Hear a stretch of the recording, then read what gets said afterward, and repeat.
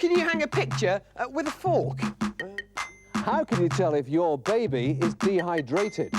And how many cans can I take from this wall before the whole thing tumbles down? How?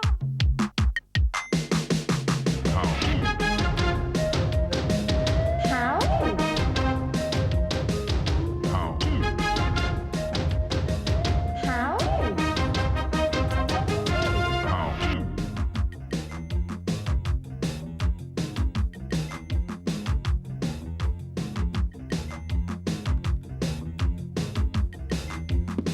How?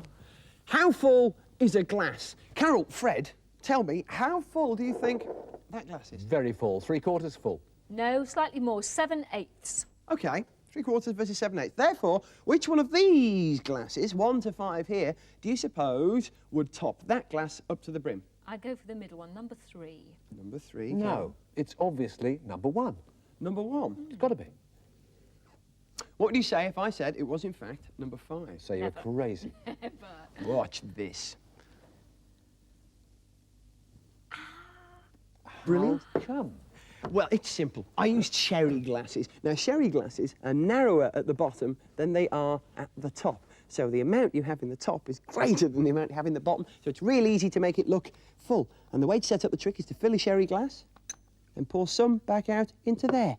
And that's how you can probably win some money on your friends, providing you do it in the first place. How can you cook the books? Oh, I like mine in a white wine sauce, bit of garlic, mushrooms, that sort of thing. No, you don't mean that, do you? Fiddling your accounts, that sort of thing. Exactly, because in the days before computers, all firms used to keep details of money paid and money received carefully in an accounts book. I've got an old how-to accounts book here. Let's see who owes me things. Yes. Carol owes Fred £2, 2 shillings and 6pence. It's an old book, you see. Gaz owes Fred 2 sovereigns and a packet of jelly babies. Good, yes. Carol owes Fred £5. That's almost £10 they owe me so far. Well worth going into the accounts book. What's this? Fred owes Gaz £10 and 2 packets of jelly babies? Nonsense. Fred owes Carol £21.71. No, and a birthday present. Fred owes Gaz £10, 2 cup funnel tickets and 2 packets of jelly babies? No. Fred owes Carol £100. This can't be true. Fred owes Gaz £3,826. No. Fred owes Carol £296,426. No, I'm not having that. That's the end of that. I've destroyed the evidence. I've cooked the books. Or have I? No, I haven't. You see, because account books always had this very clever marbled effect along the edges of the pages, so that if you took pages out, the marbled effect was destroyed. The pattern was broken. I've got a good one here you can look at. We've actually taken a few pages out of this particular book, and watch as I pull it out very slowly how the marbled pattern does change and does become slightly distorted. And when it comes out completely, a sharp-eyed detective would notice the change in that marble pattern on the edge of the book. So that's how you can cook the books, but you shouldn't try it, because if you do, you'll get your fingers burnt. How many cans can I take from this magnificent wall before the whole thing falls down? Fred and Gaz? None. They're all resting on each other. Yeah, just one thing. Are those glued together? No, they are not glued together, Mr. Fred. In that case, 1, 2 at the most. 2 at the most. All right. Well, the first question we have to answer is, why does a wall stand up in the first place? Cement! It is not cement, not more glue, no. I can show you how using my trained pet bricks. If you built a wall just as a column, placing one brick directly on top of the other, then the weight goes from one brick to the next, to the next, to the next, and everything looks perfectly fine. But is it? This wall, in fact, would be unstable. For instance, if a little wind blew in from the side, the whole thing would fall down. Not good at all. The way a brick wall would be built properly is much more like this. Now here, the weight of each brick is being supported by the bricks underneath, and so you get a sort of interlocking of forces, and this interlocking makes the wall much more stable, much stronger. So now I can even take one of the bricks away from the bottom and it will remain standing. Watch this. Thank you, thank you.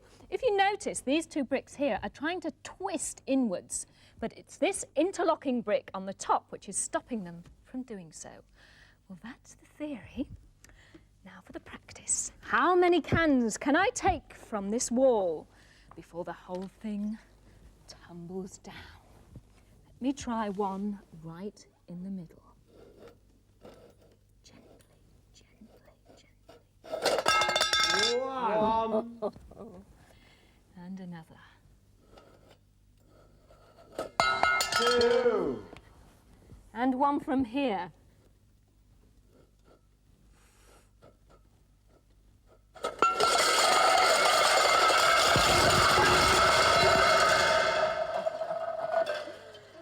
And that's how.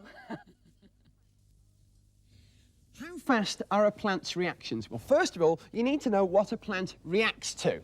Now, plants react to sunlight, like this one here, which has reacted to sunlight and opened up its petals, whereas this one has been kept in darkness and therefore has produced no petals. How fast is a plant's reactions? Let's see how fast it reacts to sunlight. 5, 4, 3, 2, 1. Time's up. Oh, nothing's happened there. It hasn't closed up its petals. Not a very fast reaction. Now, plants also react to water. Take, for instance, this. What is this, a carnation here? Which has dyed its ends of its petals blue because it's standing in blue-coloured water. It's been drawn up. How fast will it react to water in this instance? 5, 4, 3, 2, 1. No discernible colour change. Plants are also sensitive to touch and vibration. And this plant here, which is called Mimosa pudica, watch this. Let's see. How sensitive is it? 5, 4, 3, 2, 1, and... Did you see that? Yes. Watch this again. Watch this again. Now that's actually beaten the clock. Look at it go. What's happening here is that when I touch the end of Mimosa pudica here, like this, an electrical impulse is sent from cell to cell through the plant. A bit like a row of dominoes, really. A knock-on effect. And that electrical impulse tells each cell, which is full of water, much like a balloon full of air, to give up its water, and the plant becomes flaccid. Now... Gaz, isn't that a little bit cruel? Oh, not really, because look, here's one I terrorised earlier, and look, you're all better now, aren't you? Look at it go. Now, the reason why the plant does this, it's thought to be a defence mechanism against too much rain or too much sunlight. But how the plant does it so quickly remains a mystery. Carol, top that. How can I make a top out of a matchbox? Gaz? Dress him in black and give him a speech impediment? No, I don't mean a Gaz top. I mean one of these. From one of these. You can't, because a matchbox is entirely the wrong shape, surely. Aha! Well, you take the lid off your matchbox, flatten it out, and cut it into quarters. Like that. 2 quarters, 3 and 4.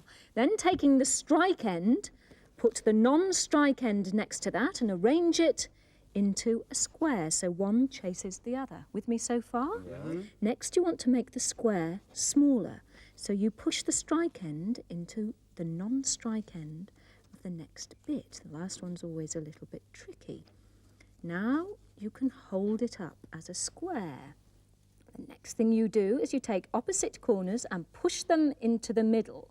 Then you go after the third end, push it through so that the strike face comes out, and finally pull this one down so it looks something like a cross. Then take a match, push it through the middle, tighten everything up, and now I have a top from a matchbox, and that is how.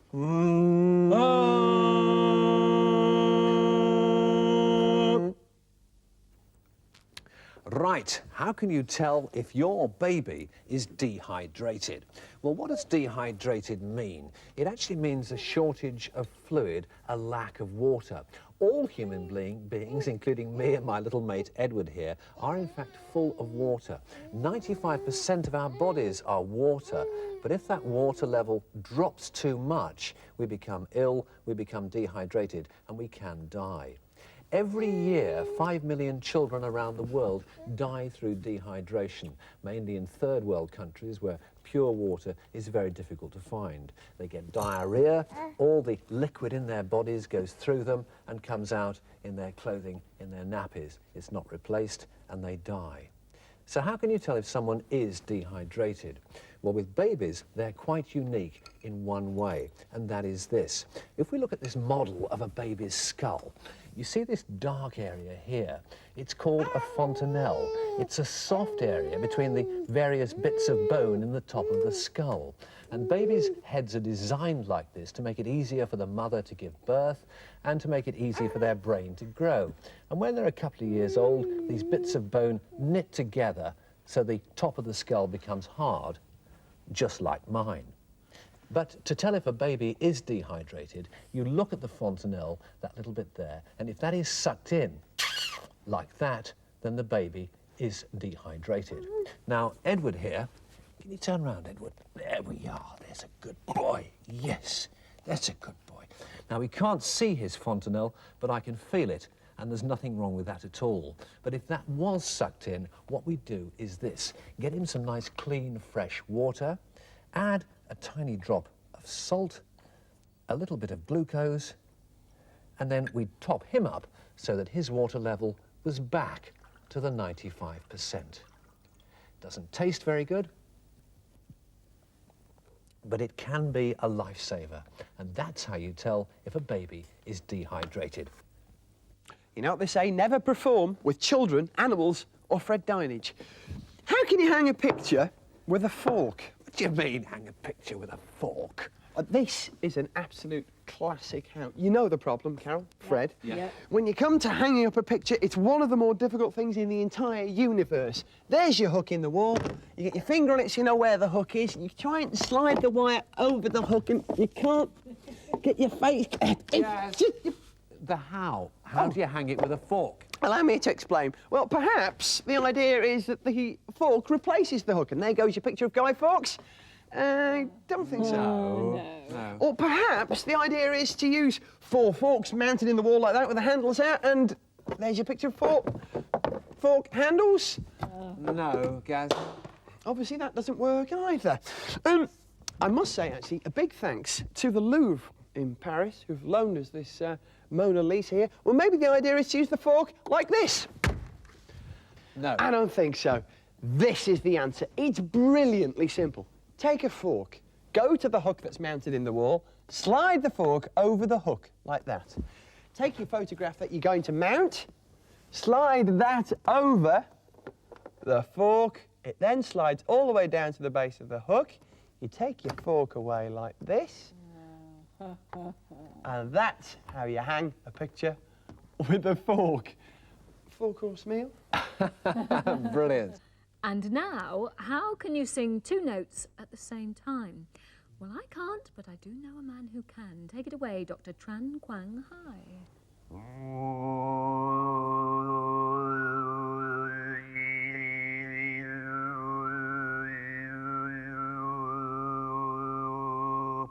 Wonderful. Now, Hai, how long did it take you to learn how to do that? Well, it took me about 6 years. And how long is it going to take me to learn how to do that? Well, roughly 2 minutes.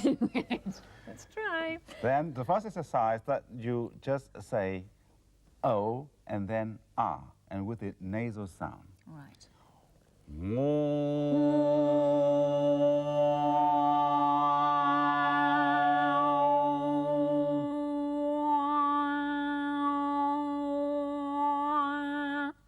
Very good. And then, the next exercise, you just put up the top of the tongue up to the palate. Right. And you say L. L.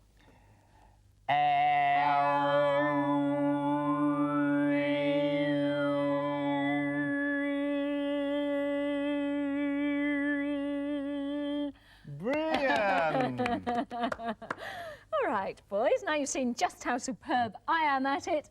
You must have a go too. So, Gaz, can you begin?